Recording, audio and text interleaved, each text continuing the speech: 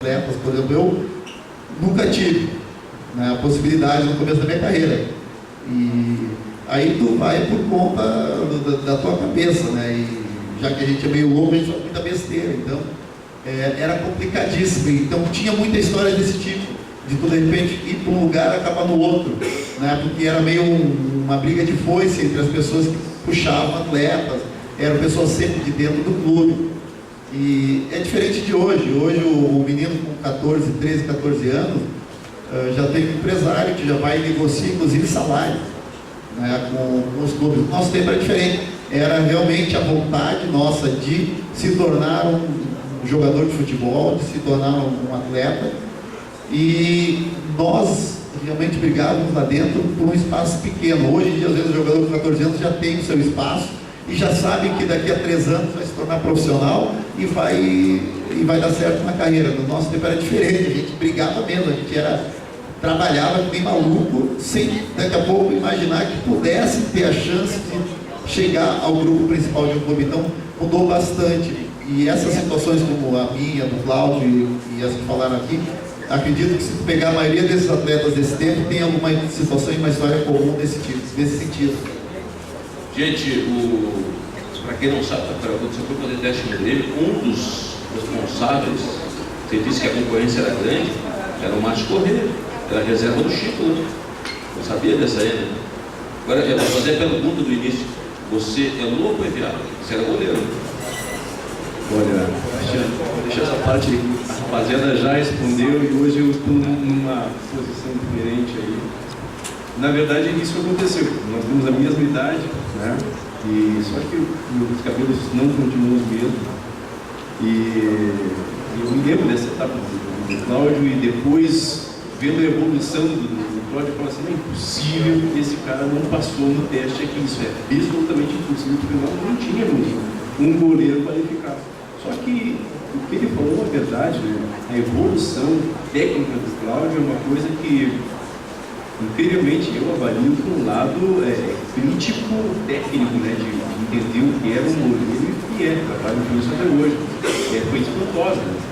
Alguém que tinha uma técnica baixa quando foi fazer teste no Grêmio começou a se formar de uma condição.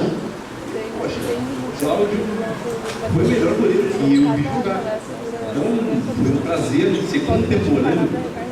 Isso para mim foi uma honra. E o que eu posso dizer para vocês é que a situação de não ser goleiro, como eu cheguei ao profissionalismo com 23 anos também, segui carreira com 23 anos, eu me espantei quando eu cheguei ao profissionalismo. Assim como o Danley falou também, a gente trabalha e nunca imagina que vai chegar a ser goleiro profissional. Quer dizer, a gente tem uma ideia. A gente o cara fala assim, não, hoje é profissional. E no meu caso, eu me espantei um pouco com aquilo, né? E as minhas perspectivas eram muito grandes em relação ao que eu queria. Né? Então, ter uma formação como eu tive no Estádio Olímpico, no Grêmio, onde queira ou não queira, tu tem uma qualidade melhor de trabalho e material. O meu primeiro time foi um time do interior de segunda divisão. Aí tu começa, tu é garoto, tá chegando, tu pede a motivação, pede a motivação. E eu vinha estudando, parei e aí continuei do outro lado. O que me deu o que ser goleiro me deu hoje como profissional foi uma coisa que eles têm. A observação que nós temos lá de trás é uma coisa incrível. A gente tem noção clara do que todos devem executar em campo, não é verdade? Eu até queria que o Cláudio comentasse sobre isso, sobre esse olhar de treinador que acaba o goleiro tendo.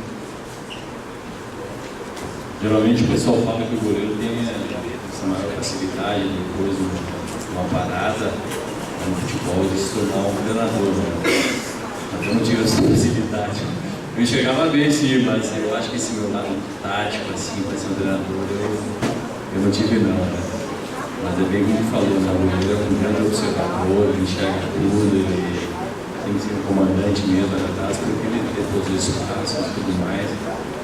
Realmente, essa é a função do goleiro mesmo. Gente, eu não sei se alguém tem alguma pergunta para fazer para o Darley, para o Tafarel, para o Márcio. Eu também respondo se tiver uma pergunta. Bem interessante isso, né? Até a gente está um pouco na dúvida, o professor Márcio nos deixou bem à vontade aqui, e a eu não sabia até se vocês queriam, digamos assim, saber algo mais biográfico desses dois craques aqui, das duas